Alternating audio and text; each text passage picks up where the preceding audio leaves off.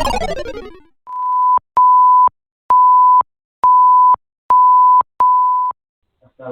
warahmatullahi wabarakatuh. Sebelumnya saya akan memperkenalkan diri terlebih dahulu.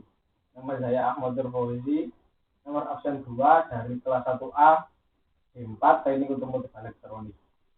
Kelompok kami akan mempresentasikan bab tentang sistem pelumasan. Berikut ini adalah nama-nama dari kelompok kami. Yang pertama adalah pengertian sistem pelumasan. Sistem pelumasan adalah sistem pendukung yang sangat penting bagi suatu mesin agar dapat bekerja optimal dan memiliki daya tahan yang bagus, khususnya dalam otomotif. Di dalam mesin terdapat banyak sekali komponen yang bergesekan, maka dari itu dibutuhkan pelumasan yang baik.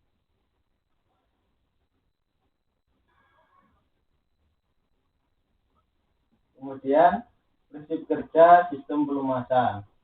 Oli diangkat dari bak oli oleh suatu sedotan dari pompa oli yang digerakkan oleh putaran roda gigi yang disambungkan dengan perputaran poros engkol melalui pipa hisap. Dari pompa oli disalurkan ke pipa pembagi, kemudian dialirkan ke suatu media pendingin yang berupa pipa penunjang melingkar 1,5 lingkaran dengan dinding bersirip untuk memperluas permukaan pipa sehingga proses pendinginan lebih lancar dari udara sekitarnya atau berupa radiator oli atau tanpa kedua sistem pendingin tersebut, tergantung dari kapasitas mesin. Dalam hal yang terakhir ini, oli hanya disalurkan ke dalam pipa yang cukup pendek saja. Dari ini kotoran oli yang mungkin terbawa baik dari luar maupun sirkulasi di dalam mesin sendiri. Sistem pelumasan pada robot arm klep didapatkan melalui camshaft penghubung poros langsung menembus baut pengatur jarak robot arm, kemudian menetes keluar sejenak, ditampung melalui celah antara pipa pelindung. Oli mengalir ke bawah menuju ke bak untuk pelumasan. Ada metal-metal dan juga dinding-dinding silinder. Oli disalurkan melalui pipa kapiller yang terdapat dalam dinding ruang poros, juga termasuk ke dalam pipa yang jenis dengan ruang poros.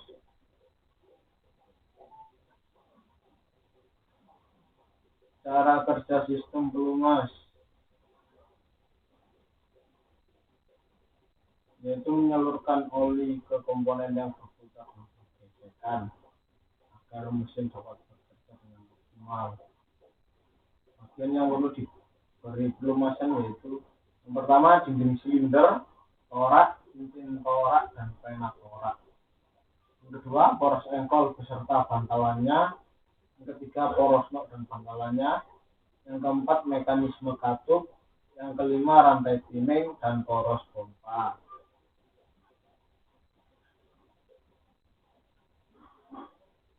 Fungsi pelumas terdapat beberapa fungsi. Yang pertama sebagai pelumas pendingin untuk mengurangi keausan dan gesekan pada bagian yang bergerak, dan sekaligus untuk mendinginkan dengan menghanyutkan panas. Fungsi yang kedua yaitu perapat, untuk perapat rongga-rongga yang terdapat pada dinding-dinding torak dengan dinding silinder, dan untuk membantu membersihkan bidang-bidang yang dilumasi dari kotoran atau gram. Yang ketiga yaitu mengurangi gesekan. Misalnya pada sepeda motor terdiri dari beberapa komponen yang diam dan ada yang bergerak. Gerakan komponen satu dengan yang lain akan menimbulkan gesekan, dan gesekan akan mengurangi tenaga dan menimbulkan keausan dan juga menimbulkan panas. Guna mengurangi hal tersebut, maka bagian yang bergesekan tersebut dilapisi oleh pelumas oli. Kemudian juga yang keempat yaitu sebagai peredam. Piston, batang piston, dan poros engkol merupakan bagian mesin yang menerima gaya yang berfluktuasi, sehingga saat menerima gaya tekan yang besar memungkinkan menimbulkan benturan yang keras dan menimbulkan suara berisik. Maka dari itu sistem pelumas juga digunakan sebagai peredam. Dalam sistem pelumasan yang biasa digunakan pada kendaraan bermotor, berikut adalah gambarnya. Nomor 1 itu adalah oil pan, tempat menampungnya oli, tempat oli. Yang kedua, oil strainer. Oil strainer itu saringan kasar dari pak oli. Yang ketiga itu pompa oli yang memompa mendistribusikan oli dari oil pan menuju pakai komponen-komponen yang lain. Yang keempat itu yaitu dipstick. Dipstick itu berfungsi sebagai pengukur permukaan oli. Yang kelima, switch tekanan oli untuk mengetahui tekanan oli. Kemudian yang keenam, saringan oli itu atau filter oli. Itu merupakan saringan halus. Sistem ini digunakan pada mesin besar dan mesin kendaraan, di mana minyak pelumasnya berada dalam keadaan lebih dingin daripada bagian mesin lainnya. Oli ditekan dan dialirkan melalui berbagai saluran dengan pompa. Semua bagian yang membutuhkan pelumasan seperti bantalan, poros, batang penggerak, dan lain-lain yang bergesekan.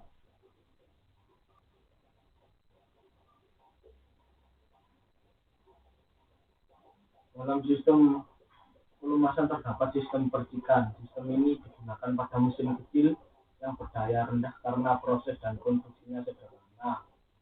Sekali batang penggerak atau built-in mencebur ke dalam mangkok pelumas, memberikan ke atas dinding silinder dan bantalan-bantalan atau bagian-bagian lain yang harus dilumasi.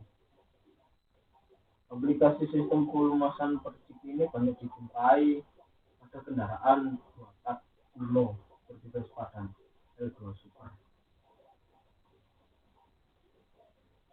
Sistem ini diterapkan pada mesin yang mempunyai RPM dan daya rendah, serta pada engine yang memiliki konstruksi katup-katup samping.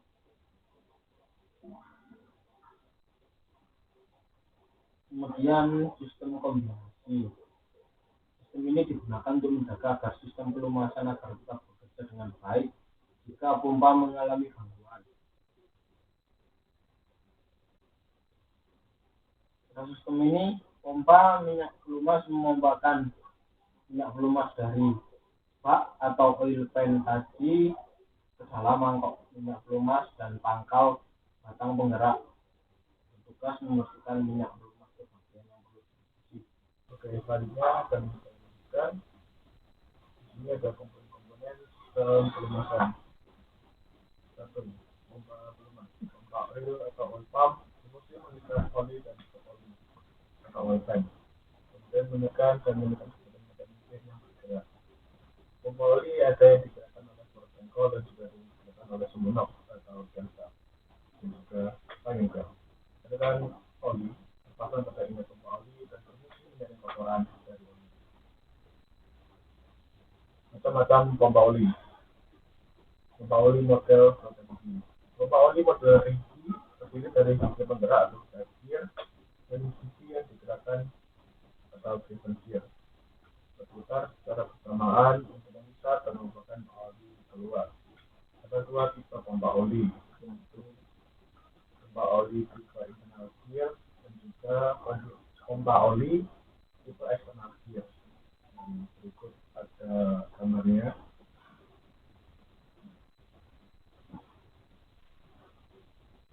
Pompa oli model Broadside. Pompa oli model Broadside atau Broadside pump dilengkapi 2 rotor penggerak dan rotor yang digerakkan yang terdapat di dalam rumah pompa atau pump body. Ini gambarnya. Selanjutnya ada saringan minyak pelumas. Saringan oli digunakan untuk menyaring kotoran pada minyak pelumas yang akan beredar ke seluruh komponen yang bergerak dan juga untuk menghindari dari kerusakan.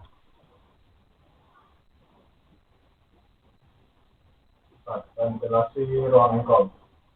Ventilasi ruang engkol berfungsi untuk mencegah dentalan minyak pelumas atau mencegah terjadinya kerusakan minyak pelumas yang ada di dalam ruang engkol. Dari reaksi kimia yang terjadi akibat terbentuknya minyak pelumas dengan low pH atau campuran padat dan udara yang bocor dan sehingga yang tidak ikut terbakar. Jenisnya dibedakan dari dua, yang pertama ventilasi terbuka dan ventilasi tertutup. Berikut gambarnya. Penunjuk tekanan minyak pelumas. Penunjuk tekanan minyak pelumas ada dua macam, yaitu jenis mekanik dan juga harus menggunakan arus listrik. Sedangkan yang paling banyak digunakan adalah penunjuk tekanan minyak pelumas yang menggunakan arus listrik yang berkontak tekan dan kumpulan tekan. Penunjuk tekanan minyak pelumas dan dua macam, yaitu arus listrik dan mekanik. Untuk gambarnya, cara penggunaan tekanan oil pressure. Yang pertama, letakkan wadah di bawah mesin untuk antisipasi kebocoran. Dua, lepaskan tekanan oil pressure jangkau dan pengecoran digital. Tiga, kemudian masukkan alat pengukur tekanan. Empat, saat membersihkan oli menggunakan alat ukur, pastikan kapasitas volume sampai kondisi normal. Lima, selanjutnya nyalakan mesin selama 5 menit. Masing-masing tipe mobil memiliki kebutuhan berbeda. Untuk angka RPM yang harus dicapai pengujian tekanan salib. Jadi tahu melalui buku manual berapa RPM yang dibutuhkan terlebih dahulu. 7. Setelah mencapai angka RPM yang dibutuhkan, matikan mesin dan biarkan bunyi. 8. Terakhir, tinggal periksa angka RPM pada alat ukur tekanan oli. Tekanan oli mesin normal berada pada angka 1,0 sampai 2,0 kg. Bila sinyal indikator menunjukkan tanda merah atau ukuran yang terlihat oli berada di dalam tubuh, sebaiknya segera lakukan penanganan lebih jauh pada komponen oli mesin. Karena bagaimanapun juga, jika tekanan terlalu rendah atau tinggi, bisa menyebabkan kerusakan pada mesin dan mesin.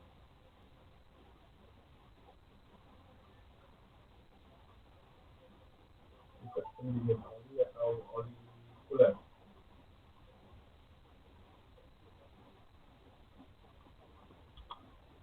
Ini oli yang digunakan adalah pendingin air yang ditempatkan di bawah radiator. Dan untuk menghindari dari penyumbatan, maka dilengkapi dengan bypass. Ketika terjadi penyumbatan, maka dapat langsung dialihkan melalui kartu bypass.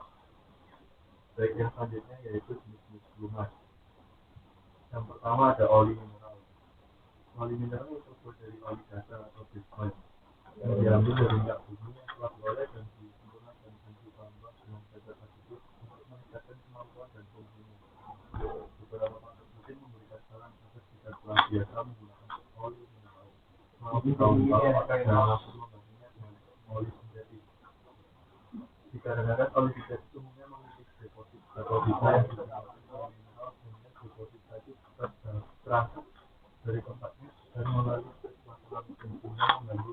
Yang kedua yaitu oli sintetis. Oli sintetis biasanya terdiri atas polyolefin yang datang dari bagian terbersih dari pemilahan dari oli mineral yakni gas. Senyawa ini kemudian dicampur dengan oli mineral. Inilah mengapa oli sintetis bisa dicampur dengan oli mineral dan sebaliknya. Basis yang paling stabil adalah polyester atau bukan bahan baju polyester. Yang paling sedikit bereaksi bila dicampur dengan bahan lain. Oli sintetis sendiri yaitu cenderung tidak mengandung bahan karbon reaktif, senyawa yang sangat tidak bagus untuk oli karena cenderung bergabung dengan oksigen sehingga menghasilkan asid atau asam. Pada dasarnya oli sintetis didesain untuk menghasilkan kinerja yang lebih efektif dibandingkan dengan oli mineral. Sistem pelumasan tidak hanya sebatas oli, masih ada beberapa hal yang berhubungan dengan pelumasan, seperti grease atau bahasa bengkelnya gemuk. Grease ini berbentuk semi-solid atau seperti margarin makanan yang berfungsi hampir sama dengan oli. Dengan dasar sebagai pelumas, grease ini juga didesain untuk beberapa faktor tertentu seperti ketahanan terhadap suhu atau temperatur dan lain.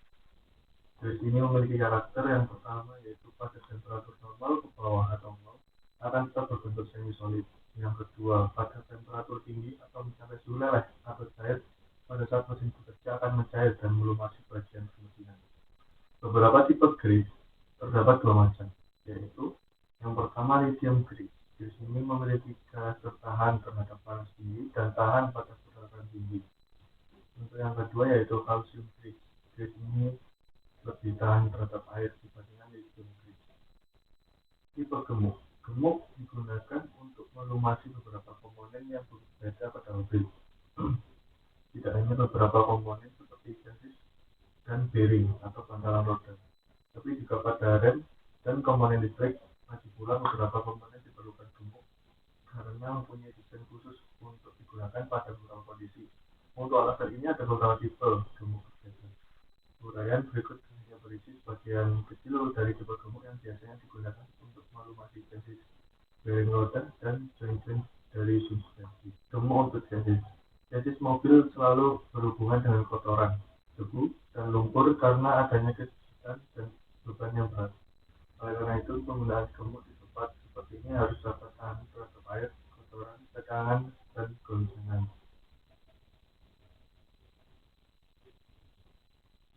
Selanjutnya yaitu kekentalan oli atau viskositas.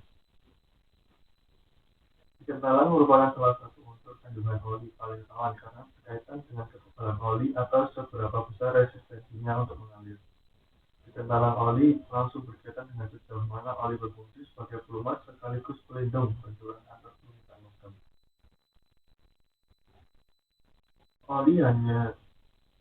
Oli harus mengalir ketika suhu mesin atau temperatur ambien mengalir secara cukup agar terjamin pasokannya ke komponen-komponen yang bergerak. Semakin kental oli, maka lapisan ditimbulkan menjadi lebih kental. Lapisan halus pada oli kental memberi kemampuan ekstra menyapu atau membersihkan permukaan logam yang terlumasi. Sebaliknya, oli yang terlalu tebal akan memberi resistensi berlebih mengalirkan oli pada temperatur rendah, sehingga mengganggu jalannya pelumasan ke komponen yang dibutuhkan. Untuk itu, oli harus memiliki kekentalan lebih tepat pada temperatur tertinggi atau temperatur terendah ketika mesin dioperasikan. Dengan demikian, oli memiliki grade atau derajat tersendiri yang diatur oleh Society of Automotive Engineers atau SAE. Bila pada kemasan oli tersebut tertera angka SAE 5W yang 30 berarti 5W atau winter, menunjukkan pada suhu dingin oli bekerja pada kekentalan 5 dan suhu terpanas akan bekerja pada kekentalan 30. Tetapi yang terbaik adalah mengikuti viskositas sesuai permintaan mesin. Umumnya mobil sekarang punya kekentalan lebih rendah dari 5W min, karena mesin belakangan lebih sophisticated sehingga dapat menambah komponen makin tipis dan juga banyak celah-celah kecil yang hanya bisa dilalui oleh oli aja. Tak baik menggunakan oli kental atau 20W min 50 pada mesin seperti ini karena akan mengganggu debit aliran oli pada mesin dan butuh semprotan lebih tinggi. Untuk mesin lebih tua, bearing lebih besar sehingga memungkinkan memakai oli kental untuk menjaga tekanan oli tetap dan menyediakan lapisan film cukup untuk bearing. Selanjutnya, klasifikasi minyak pelumas. Minyak pelumas dapat diklasifikasikan dengan standar American Petroleum Institute atau API dan dites sesuai dengan standarnya. Klasifikasi IPE juga menambah tingkat SIA-nya. Klasifikasi minyak pelumas untuk mesin bensin. SA, minyak murni tanpa bahan tambahan atau aditif. SD, untuk mesin ringan yang mengandung sedikit antioksidan. SD, yang mengandung deterjen, dispersen, antioksidan, dan lain-lain. SD, untuk mesin yang beroperasi dengan temperatur tinggi, mengandung resisting agent, antioksidan, dan lain-lain. SE, untuk mesin sedang mengandung resisting agent, antioksidan yang banyak. Untuk SF, tingkat aliran tinggi dengan pemakaian resisten dan daya tahan yang lebih rendah. Klasifikasi minyak pelumas untuk mesin diesel. CA, untuk mesin diesel operasi berbandingan. CB, untuk mesin diesel operasi sedang. CC, untuk mesin diesel memakai turbocharged dan temperatur sedang. CD, untuk mesin diesel memakai turbocharged dengan kandungan sulfur pada bahan sedikit. Klasifikasi minyak pelumas untuk roda gigi. CA, PaO1 mineral murni tapi jarang dipakai atau organisasi. PaO2 minyak hewani dan tumbuhan warm fuel. PaO3 mengandung bahan tambahan extreme pressure resisting atau transmisi manual dan steering gear. PaO4 mengandung bahan extreme pressure resisting lebih banyak dari PaO3 atau hybrid gear. PaO5 mengandung extreme pressure resisting lebih banyak dari PaO4 dan kondisi lebih berat atau diferensial dilengkapi hybrid gear. Beberapa tipe minyak digunakan di mobil: minyak transmisi otomatis, power steering, dan minyak rem dan lain-lain. Minyak ini mempunyai penggunaan yang sangat luas, termasuk tenaga transmisi, hydraulic control, dan pelumas. Minyak transmisi otomatis atau ATS. Automatic Transmission Fluid adalah berkualitas tinggi dengan bermacam-macam bahan tambahan. ATF ditekan oleh pompa oli dan dikirim ke torque converter, di mana ia digunakan untuk memindahkan tenaga putar mesin dan momen ke transmisi. Aktivitas tekanan ATF dikontrol katup hidrolik melalui transmisi ke shift gear dan melumasi komponen-komponen yang berputar dari transmisi seperti planetary gear, clutch, bearing, dan lain-lain. Cara-cara ATF. Ada beberapa tujuan ATF untuk disempurnakan. Oleh karena itu, ia harus mempunyai syarat seperti berikut. Kenalannya sesuai. ATF sasarannya untuk jangkauan temperatur yang besar dari minus 250 sampai 100 derajat Celcius. Oleh karena itu, kekendalan adalah salah satu faktor yang sangat penting di dalam kemampuan mengoperasikan torque sistem badan, hydraulic control system, dan lain-lain. Indeks kekendalan ATF suatu cara untuk memperbaiki dan memelihara kekendalan mulai temperatur rendah sampai tinggi. Berikut adalah gambarnya.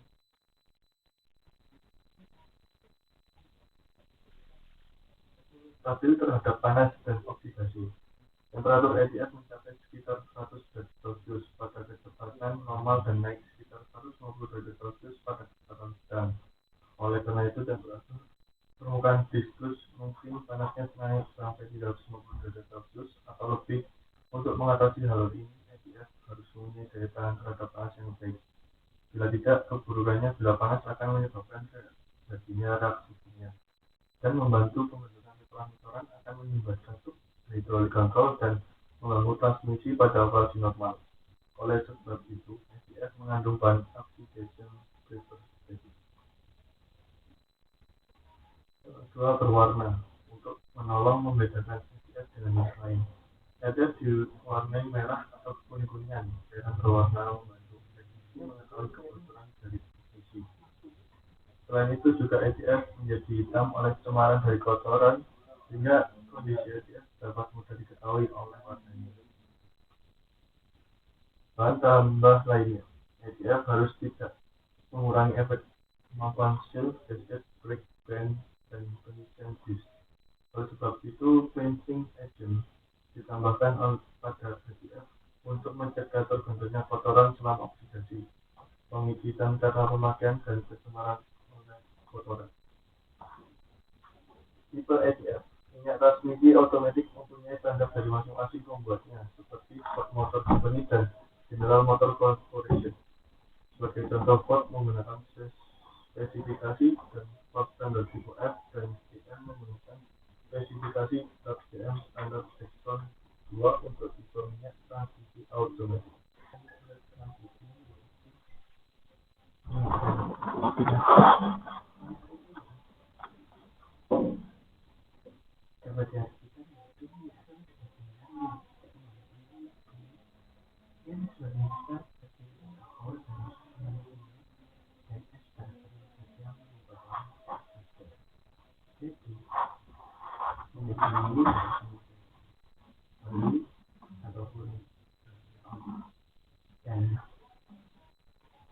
Jangan coba-coba ya teman-teman. Tahu sekarang kan sudah tahu ada kandungan alkohol positif kali, mampu atau bagaimana itu jangan coba karena itu. Nah, syarat dari minyak itu yang pertama ada yang kedua